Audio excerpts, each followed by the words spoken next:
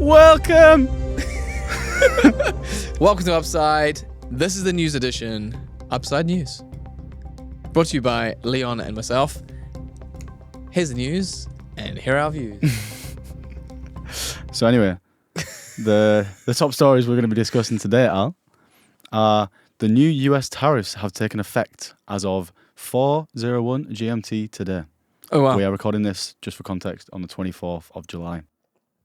So as you're hearing this, they're already in play. Cool. The US postal duty regime also changed today. Amazon now requires sellers to label AI-generated people in listing images/videos. So a big one for any seller. Mm-hmm. And we're going to talk about the Red Sea escalation and what it means for sellers now that Brent crude has gone above $100 a barrel. All right, cool. Dun, dun, dun, dun. Dun, dun, dun. Cut to the news. Let's go. This is actually exciting because there's a lot of interesting headlines in there, some of which are particularly sexy. And should we start at the top? Let's start at the top. So, as of this morning, 4 a.m. GMT today, on the 24th of July, the forced labour duties affecting around 60 trading partners of the US, including duties of 10%, including the UK, and then 12.5% for countries including China, are replacing the expired temporary global 10% tariff. However, goods in transit are exempt still until the 28th of July. So anything that's already moving is exempt. Mm-hmm. So the tariffs have changed. And what are your initial reactions to that? Well, this is the thing, right? Have they actually changed? And it sounds like a couple of things are happening. One is Trump is trying to do some legal gymnastics to try and get expired ones to be reapplied and to come through. That's the first bit, because we know a whole bunch of them were struck down, and then people in theory, well, companies are getting refunded, customers maybe not. Hashtag Nintendo. But this, it seems like it's not really going to change things too much. There's a few countries that are going up and down, right? But in effect, it's pretty much the same thing. It's just a rebrand. Yeah, not so much. And I know there's been a lot of noise actually about Trump with the Canada tariffs, which I want to get your thoughts on in a second. But it just kind of makes headlines because Trump's jumping around doing random things. But ultimately, this particular instance is not very random, is it? The tariffs that he had previously were coming to expire. Yeah. I think they expired actually today. And there wasn't a decision made on it until last night. So they were in a bit of a rush to get the decisions made. Line. I think, it's very much this kind of idea of we couldn't get the last ones to stick. We need a new ones to stick. And the way they've been positioned around forced labor. So, because as you know, there's a lot of forced labor in the UK. Exactly, yeah. It's basically trying to get that stuff to stick through around into these new things. So what do you think about the Canada 50% tariff? Because I can't remember if you or Zamir said something funny earlier that Trump and the Canadian president were just standing side by side at the World Cup a few weeks ago, and then... Yeah, not even a few days ago, right? Literally Sunday, they are hanging out at the World Cup final, and then today he's like, hey, buddy, and then here's another 50%. Yeah, 50% tariff. Do you think that will stick? I guess so. I mean, I don't know. I want to see what happens on that. But I think there's a bit of love lost, man. So let's see, man. There would have been some awkward moments at behind the scenes. Do you think that? Yeah, maybe the Canadian president said. Prime Minister said something. Much love to you, Canadians. Said something that Trump didn't like. Well, no, I think it's more than that. I think it's more than that. It's more than that. I'm just but being facetious.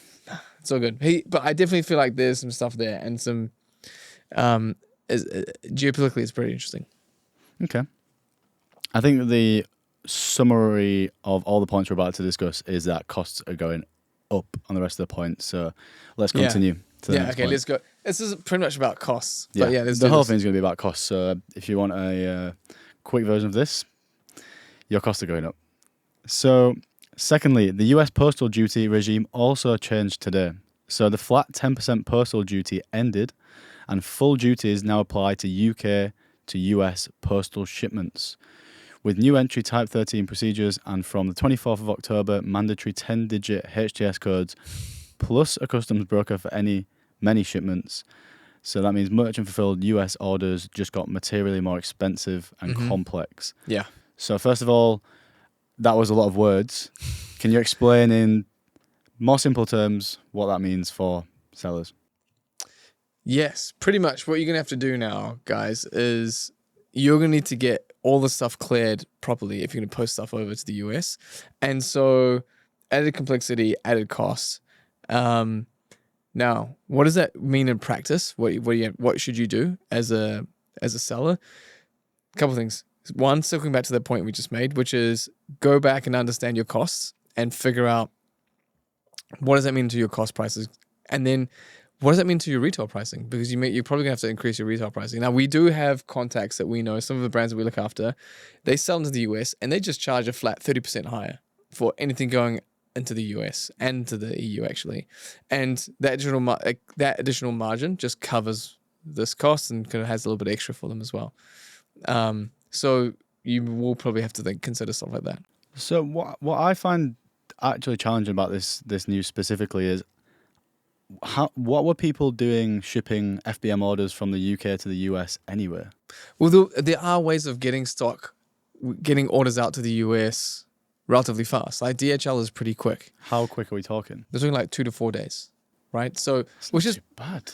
it's not too bad. That's not too bad. That's pretty. And if you think about how rural, so there's like some really rural parts of the US, they can generally pull this off. So I think there's that. So you're going to have to do this whole idea of increased costs and maybe additional RRPs, or alternatively send full consignments over, fulfill from the US as well, and then just have the stock in there. But then you've got like more complexity behind that. So either way, there's going to be additional costs and a little bit more headache if you want to service the US. And I think this kind of kicks people that are not currently using FBA again in the right direction because of other reasons. So kind of a side point on this is that, have you seen about Amazon Now and Walmart's drone deliveries? The fact that delivery is just getting faster and faster and faster, and these guys are going to be delivering things in 30 minutes.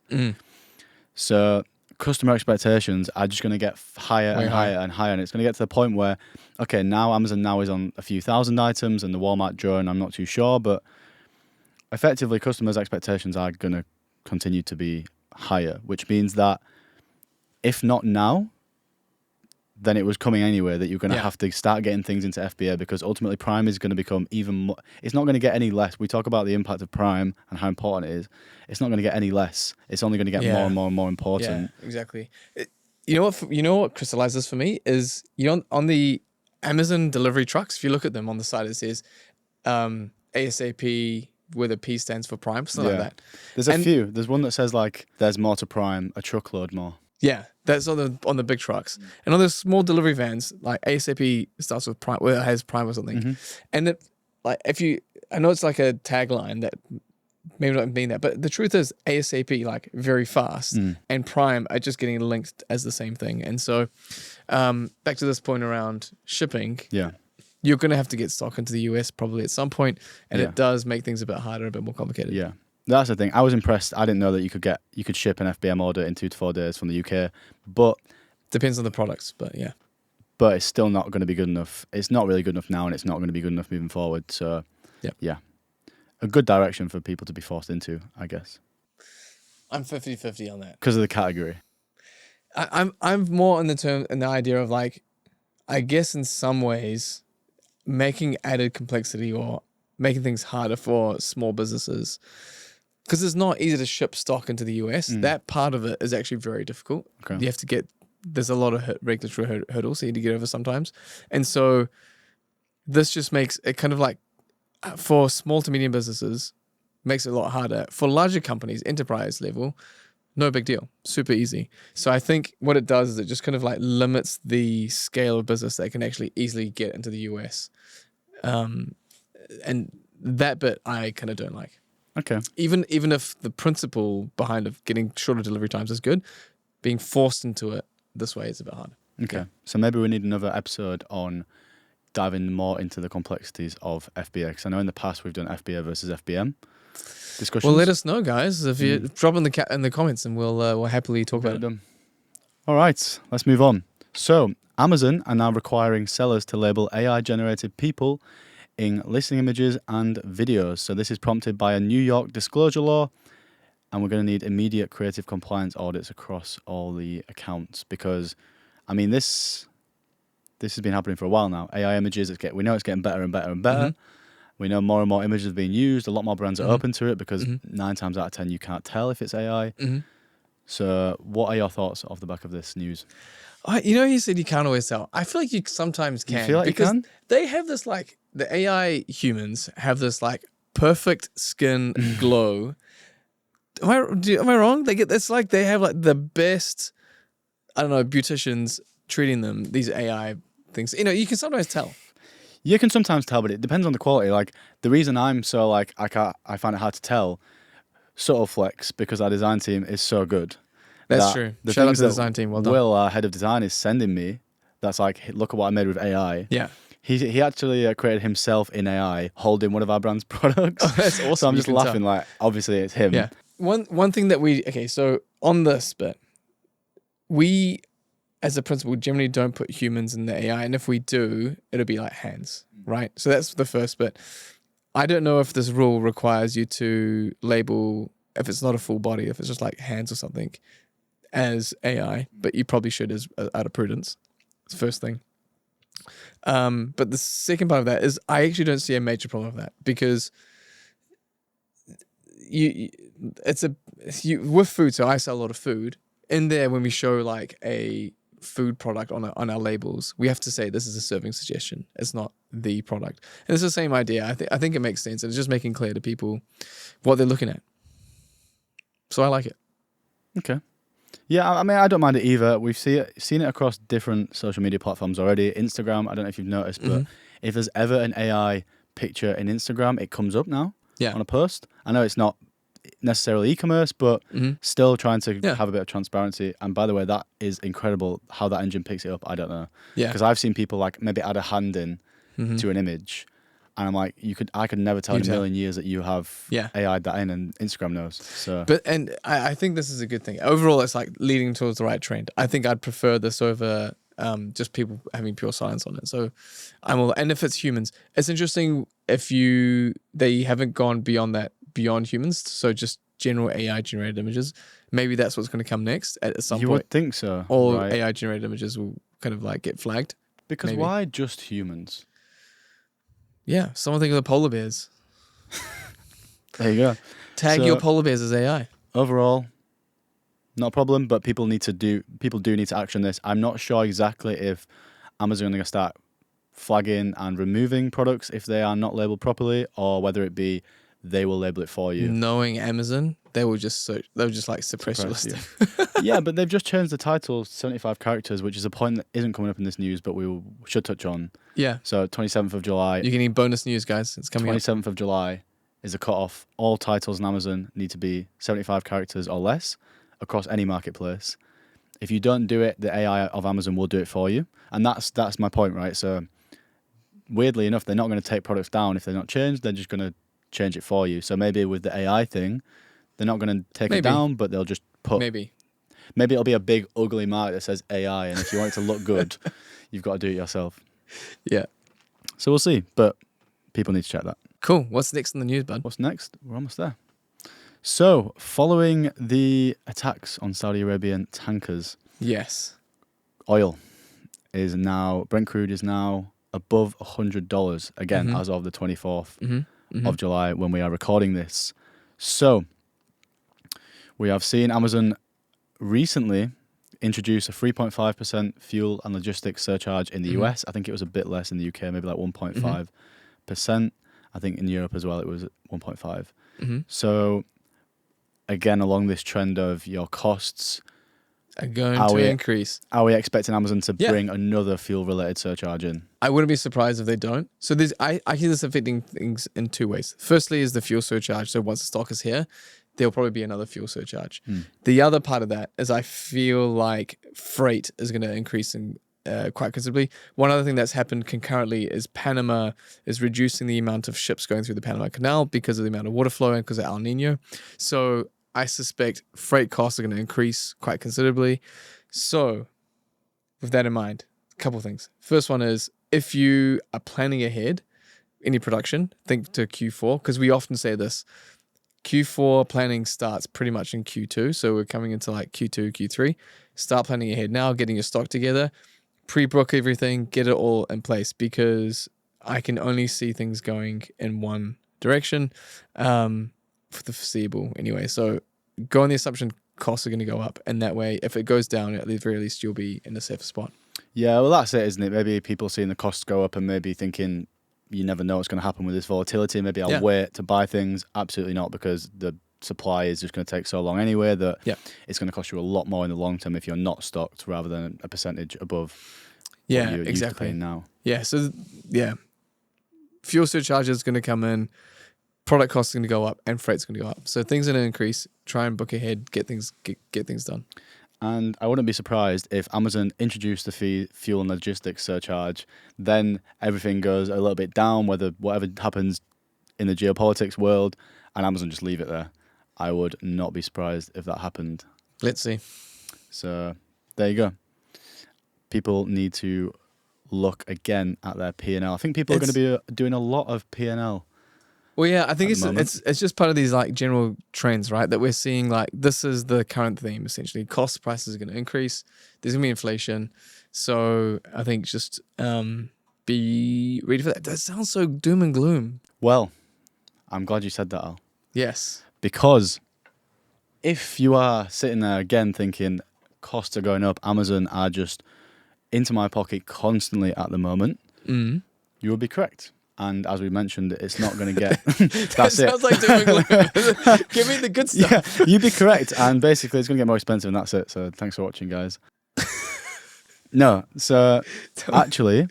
Give me the happy ending. There is a revolt going on. Oh, yeah. Tell me. So have you heard of Amazon's $1 million seller? Sellers. Yeah, MDS. Yeah. So it's it's not a cult, but it's a club. No, it's not a cult. It's a community. We're actually going to sign.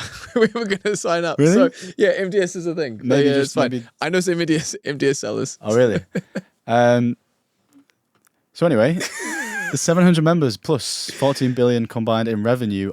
They are organising against margin eroded changes and shifts where their ads run. Mm-hmm. Basically, they're continuing Apple's ad boycott movement. So it looks like they're starting to push back against all these Amazon fees.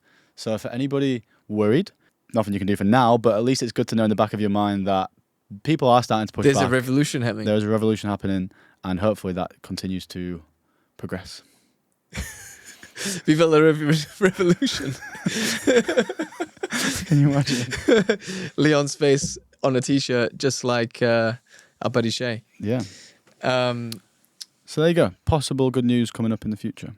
Well, yeah. Okay, great. It does sound very gloom and gloomy, but I think this is one of the little things, and it's a big segue, but I just want to say that's just one of the realities of, unfortunately, with business, right? If you're an entrepreneur, if you're rolling the dice, if you have a business, you just have to roll the punches, unfortunately. And it does kind of make you tougher because if you can survive when things are lean, then they won't always be so tough. And when it's not, then you'll be in a really good position. So just pull through, guys. Push hard. And there's ways to combat this outside of the cost as well. I know people probably default to being like, well, my costs are going up, let me increase the price. But a lot of our episodes talk about advertising efficiency.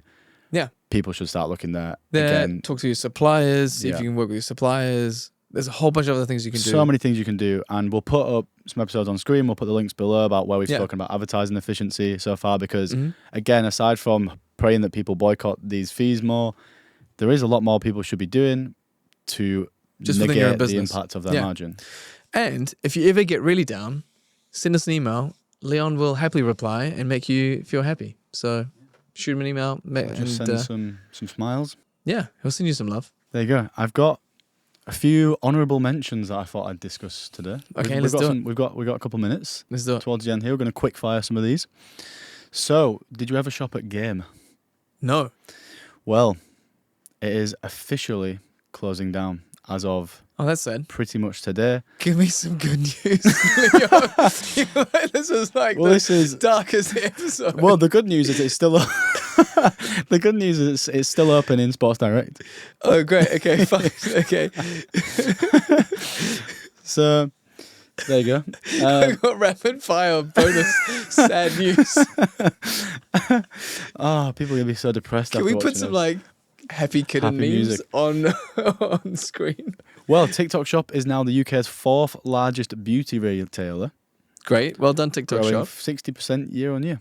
Cool. Okay. Well done. Well done, TikTok. Good news. Lots good of news. Good claps. news. You got your viral videos. Let's end on a high note, right? Okay. So, as of was it Monday this week? Yeah. Our Still man others. Andy Burnham Yeah. is in, and as a man from the north of England, Yeah. this is lovely news for me. I love that. Because he is obviously a big candidate of the north and a big candidate of Manchester. Yeah. So why don't we run through a few? And this is off the top of the head, by the way. Off the noggin. Off the noggin, a few good changes so far that Andy Burnham has made. Let's do it. Just to All make right. everyone a little bit more happy, at least in the UK. We actually have a lot of US, much bigger US audience. Oh, really? Cool. So for those of you in the US, here's some bonus facts. Bonus facts about the Here's UK's some new UK Prime Minister that you can rattle out to Yeah. your friends whenever you're bored or at the water cooler. So Andy Let's Burnham, go. yeah, he is. I believe he's from Manchester, Yes. and he has since coming in removed the VAT on electricity bills. Great. Thank you. Big Can we clap. get a woo? Edit, David. Thank you.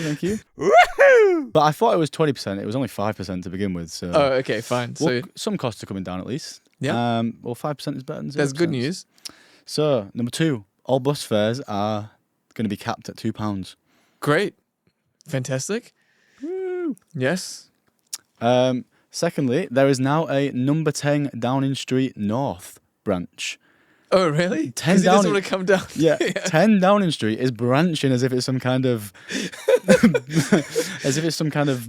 what's the word? As a franchise. Franchise, that's it. Yeah. Okay. So We're just there's a northern franchising. franchise. Yeah, so what? there's a northern franchise of number 10 Downing Street Okay. Cool. In Manchester. in Manchester. So today's his first day of working in the northern branch of number 10 Downing Street. There you go. Um, So for anyone in the north, good news to end off today's news episode of Misery.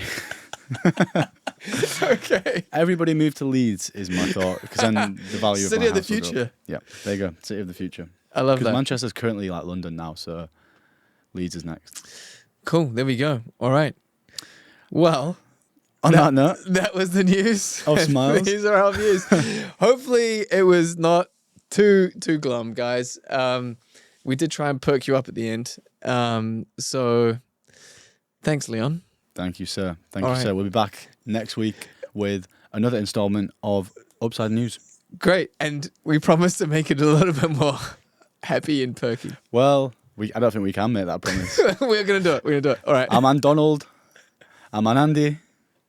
And a specific location in the world will try their best to make it happy for us next week. All right, team. One love.